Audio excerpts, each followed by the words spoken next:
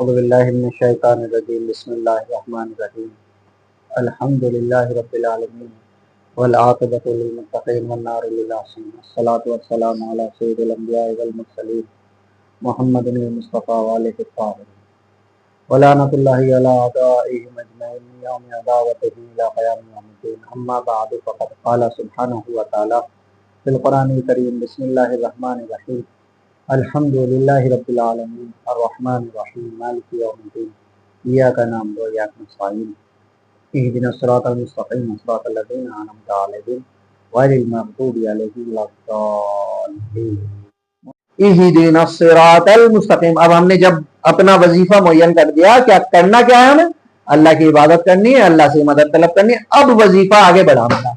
ہم نے کہا کہ پروردگار یہ تو بتا، چل ہم تیرے ہی عبادت کریں گے اور تجھ سے ہی مدد طلب کریں گے، لیکن آگے بڑھ اہدنا الصراط المستقیم، ہمیں سیدھا راستہ تو بتا کیا ہے، کون سا ہے۔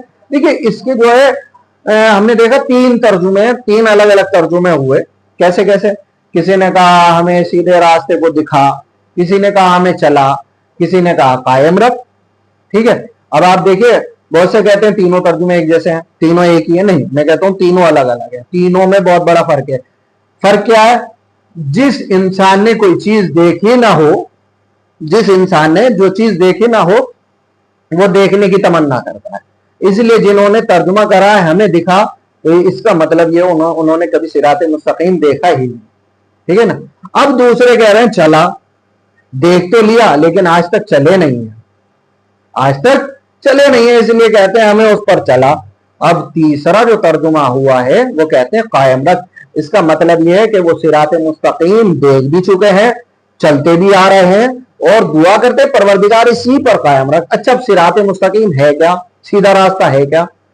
ٹھیک ہے، اب سوال یہ کہ سیدھا راستہ ہے کیا؟ آئیے آگے بڑھتے ہیں۔ سیدھا راستہ پروردگار عالم نے اگلی آیت میں ارشاد فرمایا کیا؟ اہدنا الصراط المستقیم صراط الذین انعمت علیہم غیر المغضوب علیہم ولا الضالین، کہ صراط الذین انعمت علیہم، صراط یعنی کہ وہ سیدھا راستہ کون سا ہے؟ وہ سیدھا راستہ وہ ہے کہ جس پر اللہ نے اپنی نعمتیں نازل کیا۔ گمراہی کا راستہ وہ راستہ ہے پر اللہ کا غضب نازل ہوا ہو۔ عزیزان محترم، یہ اگر ہم تاریخ کے اوراق میں پلٹیں اور دیکھیں تاریخ کیا بتاتی ہے اس کے بارے میں کہ یہ نعمتوں والا راستہ کون سا ہے اور خداوند عالم کا کون سا راستہ ہے جس پر غضب نازل ہوا، تو آئیے ایک ہی دن ہے، ایک ہی دن میں ساری باتیں تمام ہو جائیں گی۔ کون سا دن؟ غدیر کا دن ہے۔ غدیر کے دن تین آیتیں یک ایک کے بعد ایک آئی ہیں۔ کیسے؟ پہلی آئی پروردگار عالم نے کہا یا ایھا الرسول بلغ ما انزل الیک من ربک فإن لم تفعل وما بلغت رسالتہ یأتمک من الناس۔ آگے بڑھتے ہیں۔ پہلی آیت یہ آئی۔ دوسری آیت کیا؟ الیوم اکملت لکم دینکم واتممت علیکم نعمتی ورضیت لکم الاسلام دینا۔ خدا کہہ رہا ہے آج کے دین مکمل ہو گیا، نعمتیں تمام ہو گئی۔ اب یہ آیت کس کے بعد آئی ہے؟ یہ آیت کس کے بعد آئی ہے؟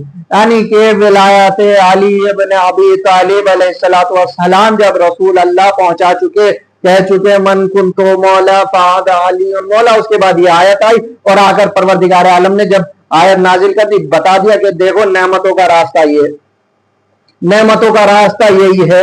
یہ آیت ایک اور آیت آتی ہے، وہ کب آتی ہے؟ کہ جب سب لوگ بخن حضرت علی کی ولایت کا اقرار کر چکے تو ایک آیت حارث بن نعمان فہری، ٹھیک ہے، گھوڑے پر بیٹھے کبھی ادھر چکر لگا رہا ہے، کبھی ادھر، ٹھیک ہے، اور کہہ رہا ہے یا رسول اللہ اگر یہ حکم جو ہے تم آپ نے اپنی طرف سے پہنچایا ہے تو اللہ آپ کے اوپر عذاب نازل کرے، اللہ کی طرف سے یہ حکم ہے تو اللہ میرے اوپر عذاب نازل کرے۔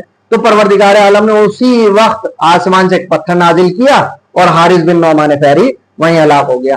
اور قرآن مجید میں آیت آئی سأل فاعل بعذاب واقع، کہ جب سائل نے سوال کیا عذاب کے نازل ہونے، تو اب سمجھ میں آ گیا، یعنی کہ اللہ نے بتا دیا کہ دیکھو ولایت علی علیہ السلام کا راستہ نعمتوں والا راستہ ہے اور جو علی کے مخالف ہوں وہ غضب والا راستہ ہے۔ صلی اللہ علی محمد وآلہ الطاہرین۔